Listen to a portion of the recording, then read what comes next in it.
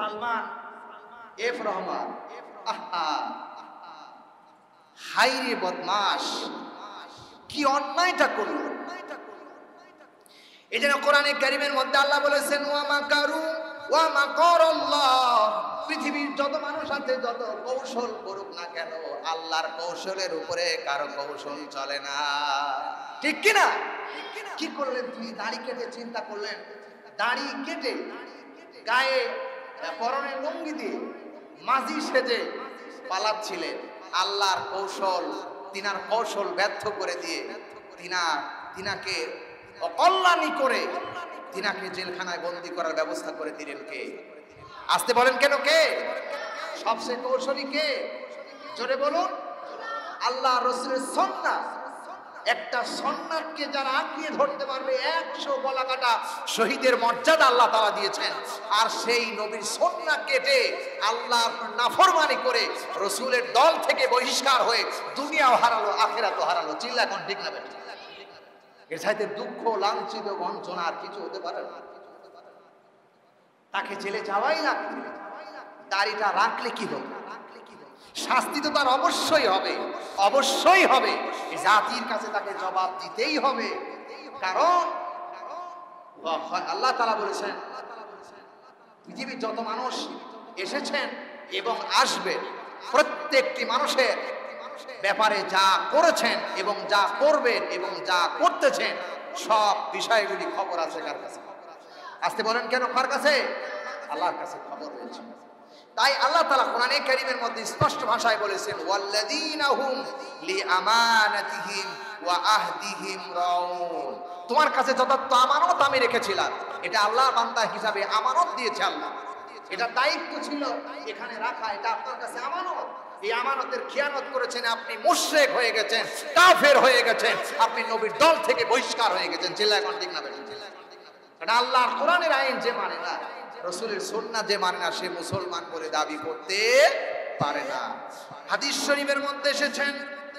এরপরে নবীজি বলেছেন ওয়া আবি হুরায়রা রাদিয়াল্লাহু তাআলা আনহু قال رسول الله صلى الله عليه وسلم أن رسول الله صلى الله عليه وسلم قال فوالذي نفسه بيده لا يؤمن أحدهم حتى أكون أحب إليه من والدي وولدي। আল্লাহ নবীজি বলেছেন, আবু হুরায়রা রাদিয়াল্লাহু তাআলা আনহু হাদিসটা বর্ণনা করেছেন, যে আবু হুরায়রা রাদিয়াল্লাহু তাআলা আনহুকে তার মা মেরেছিলেন, সেই রাসূল বর্ণনা দিয়েছেন। হযরত আবু হুরায়রা রাদিয়াল্লাহু তাআলা নবীজির দরবারে বসা কাঁদতেছেন। হুজুর বললেন কাঁদতেছো কেন? আল্লাহ নবীর সাহাবী আবু হুরায়রা বললেন ইয়া রাসূলুল্লাহ, কাঁদতেছি এইজন্য আমার মা আমাকে মেরেছে। রাসূলুল্লাহ বলেন আবু হুরায়রা রে, আমি কি তোমার মায়ের ব্যাপারে কি আমার কাছে নালিশ দিচ্ছ নাকি? তোমার মায়ের বিচার করার জন্য এসেছো নাকি? হযরত আবু হুরায়রা চোখ দিয়ে টপ টপ করে পানি পড়তেছেন। বললেন ইয়া রাসূলুল্লাহ, আমি আমার মায়ের ব্যাপারে নালিশ দিতে আসি নাই, আপনি রহমতের নবী, শুধু আমার মায়ের হেদায়েতের জন্য আল্লাহর কাছে একটু দোয়া করেন, আর আল্লাহ যদি সেই দোয়াটা কবুল করে নেয় আমার মায়ের হেদায়েত যেন এসে যায়। নবীজি দুখানা হাত তুললেন। সেই সাহাবী আবু হুরায়রা বর্ণনা করেছেন, যতক্ষণ পর্যন্ত আপনি প্রত্যেকটা ব্যাপারে, প্রত্যেকটা সেক্টরে, সব জায়গায় নবীর আদর্শ নিজের জীবনে বাস্তবায়ন করতে না পারবেন, ততক্ষণ পর্যন্ত আপনি ঈমানদার বলে দাবি করতে পারবেন না, পারবেন না, পারবেন না। কথা কয় না? আবু হুরায়রা বললেন ইয়া রাসূলুল্লাহ, নবীজি দোয়া করলে কোনোদিন দোয়া ফিরিয়ে দেন নাই, কিন্তু নবীজির দোয়া আল্লাহ একদিন ফিরিয়ে দিয়েছিলেন। আব্দুল্লাহ ইবনে সালুল মুনাফিকদের সর্দার, যার জন্য নবী হাত তুলেছেন, আল্লাহ বললেন মুনাফিকদের দোয়া কবুল হয় না, ওদের জন্য কোনো দোয়া নাই। নবী এবং ওলিদের ব্যাপারে, আলেমদের ব্যাপারে তাদের জন্য দোয়া করা জায়েজ নাই। যারা এখনো পর্যন্ত যারা আওয়ামী লীগকে সমর্থন করেন, মারা যাবার পরে আমাকে জানাজায় ডাকবেন না, ডাকবেন না, কারণ ওর জন্য কোনো দোয়া হবে না। ঠিক কিনা বলেন?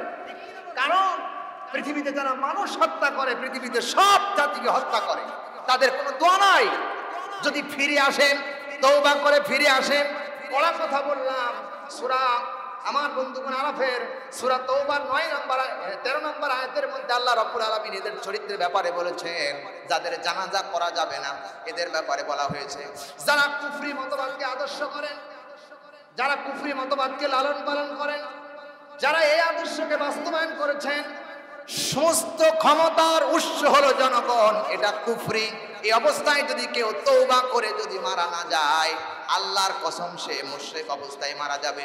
আর ওই ব্যক্তির জন্য জানাজা করা আল্লাহ কোরআন শরীফে নিষেধ করে দিয়েছেন। কথাটা কি আমার? জোরে বলুন আমার। ফিরে আসুন, তওবা করুন, আল্লাহর কাছে মাফ চান, আল্লাহ আপনাকে মাফ করে দিবেন।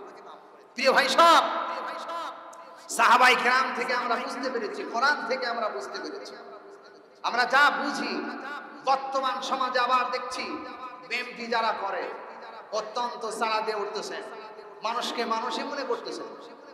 সাবধান হয়ে যান, আপনারা যদি এই অবস্থা করেন আপনাদের পরিণতি আল্লাহ এরকম করে ছাড়বে।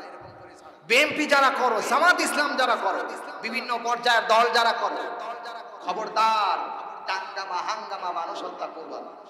হ্যাঁ, মানুষ হত্যা করা জায়েজ, বৈধ, 100% বৈধ। কোন মানুষ যদি অবৈধভাবে কোন মানুষকে হত্যা করে, সেই হত্যার পরিবর্তে বদলা হলো তাকে হত্যা করা, এটা জায়েজ। কিন্তু একজন নির্দোষ মানুষ, তাকে কোনো অপরাধ নাই, হত্যা করা আল্লাহ কোরআন শরীফে নিষিদ্ধ ঘোষণা করে দিয়েছে। আর যারা এটা করলো তারা আল্লাহর আইনকে লঙ্ঘন করলো, এদের জানাজা করা সম্ভব নয়, এদের জানাজাই হবে। যদি বা জানাজা হয়, শিরক অবস্থায় যদি কেউ জানতে পারে যে লোকটি মারা যায়, অথবা অনেকগুলো শিরকের মতবাদ রয়েছে, কুফরি রয়েছে, যারা সুদ খায়, সুদ হালাল না হারাম? জোরে বলেন হালাল না হারাম? এটা কার কথা? জোরে বলুন কার কথা? সুদের ব্যাপারটা আল্লাহ তাআলা কোরআনের বিভিন্ন জায়গায় বর্ণনা করেছেন। আল্লাহ তাআলা কোরআনে কারীমের মধ্যে স্পষ্টভাবে ঘোষণা দিয়েছেন, এতভাবে বর্ণনা করেছেন যা ভাষায় বর্ণনা করা যায় না। আল্লাহ তাআলা বলতেছেন, ওয়া হাল্লাল্লাহুল বাইয়া ওয়া হারামার রিবা, ব্যবসাকে হালাল করে দিয়েছেন আল্লাহ, আর সুদকে হারাম বানিয়ে দিয়েছেন। যারা সুদ খায় এবং এই অবস্থায় যদি সে তওবা করে না মারা যায়, তার জানাজা করা যায় না, তার জানাজা করা যায় নাই। আমার কথায় যদি আপনার একমত না হয়, সন্দেহ হয়, চ্যালেঞ্জ করতে পারেন। আমি কোরআনে কারীমের স্পষ্ট ভাষায় বলতে চাচ্ছি, আল্লাহ রাব্বুল আলামিন স্পষ্ট ভাষায় বলেছেন সূরা বাকারা 2 নম্বর সূরা 3 নম্বর পারা 34 নম্বর উপর 175 নম্বর আয়াতের মাঝের অংশে রয়েছে, সুদকে আল্লাহ হারাম করেছেন। যারা এই হারাম আল্লাহর আইন যারা মানে না, আল্লাহ রাব্বুল আলামিন স্পষ্ট ভাষায় কোরআনের বিভিন্ন জায়গায় বলেছেন, ওয়ামান লাম ইয়াহকুম বিমা আনজালাল্লাহ, আল্লাহ বলেছেন ফাউলাইকা হুমুল কাফিরুন, যারা আল্লাহর আইন, সিদ্ধান্ত, নির্ধারিত আইন যারা মানে না, আল্লাহর আইন যারা মানে না, তারা কাফের। আর কাফেরদের জন্য কখনো জানাজা করা জায়েজ নয়। কথাটা কার? জোরে বলুন কার? আল্লাহ রাব্বুল আলামিন সুস্পষ্ট ভাষায় বলে দিই, সূরা মাইদা 5 নম্বর সূরা 6 নম্বর পারা 116 নম্বর পৃষ্ঠায় রয়েছেন, 7 নম্বর উপর 44 নম্বর আয়াতের মধ্যে আল্লাহ তাআলা এটা বলেছেন, যারা কোরআনে কারীম বলতেছেন ওয়ামান লাম ইয়াহকুম বিমা আনজালাল্লাহ, যারা আল্লাহ নির্ধারিত আইন দিয়ে নিজের জীবনটাকে এবং সমস্ত কাজে যারা ফয়সালা দেয় না, তারা কাফের, তারা ফাসিক, তারা মুনাফিক। জোরে বলুন নাউজুবিল্লাহ। এদের জানাজা হবে।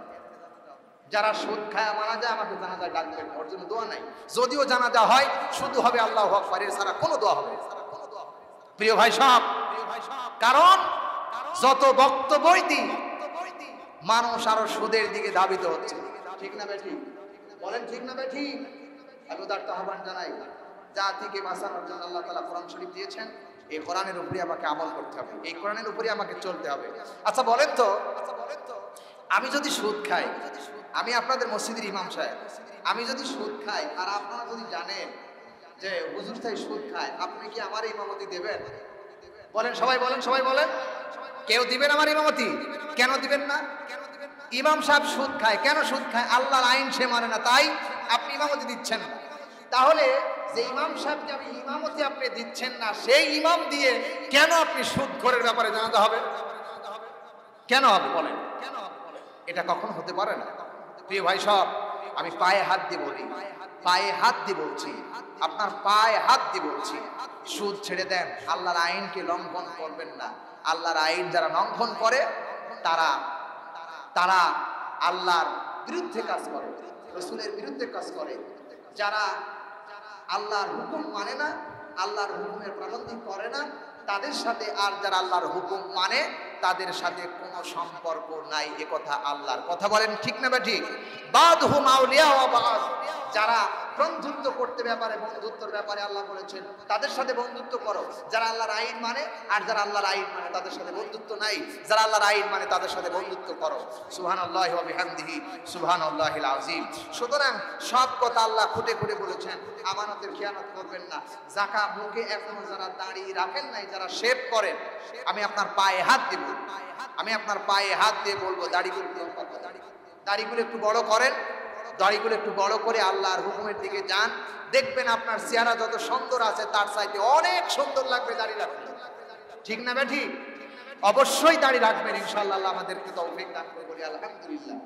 আবার অনেকে দাড়ি আছেন যাদের ছোট ছোট দাড়ি, যারা এক মুষ্টি হয়নি, যাদের এক মুষ্টি হয়নি, যারা এক মুষ্টির কমে যারা কেটে সেটে ছোট করে রাখেন, যারা চাষলে যে হবে যা ওই ছোট ছোট রাখলেও সেই অবস্থায় একই গুণ। এক মুষ্টির কমে দাড়ি হবে না, এক মুষ্টি অন্তত এক মুষ্টি এমন করে মোট পাকে এপার দিয়ে বের হওয়া লাগবে, তবে এখানে এক মুষ্টি হবে। এই আহ্বান দেখে আল্লাহর আইনের দিকে ফিরে আসুন। অনেক আমার যুবকরা আছে ভাই, বিয়ে করেনি হুজুর, মেয়েরা কি বলবে? সুন্দর কথা বলি, বিয়ে যারা করেন নাই, যারা মুখে দাঁড়িয়ে রেখে বিয়ে করবেন, আমি কোরআন শরীফ চ্যালেঞ্জ করে বলে গেলাম তার অবশ্যই এমন একটি মেয়ের সঙ্গে বিয়ে হবে যে মেয়েটা হবে অত্যন্ত নেককার। কেন জানেন? অনেক বকাঠি মেয়েরা আছে দাড়ি দেখলে ওটা পছন্দ করে না, আর যেই মেয়েটা আল্লাহর জমিনে, যে মেয়েটা সত্যিকার ভালো মানুষ, ওই মেয়েটাই দাড়িকে পছন্দ করবে, নবীর সুন্নাতকে পছন্দ করবে। চিল্লা বল ঠিক কিনা? এজন্য দাড়ি রাখার উদাহরণ আহ্বান জানালাম। আর কখনোই দাড়ি কাটবেন না, দাড়ি না কেটে দাড়িগুলো ছেড়ে দেন, আল্লাহর হুকুম মানেন। আর এই অবস্থায় যদি মারা যান, দাড়ি নাই,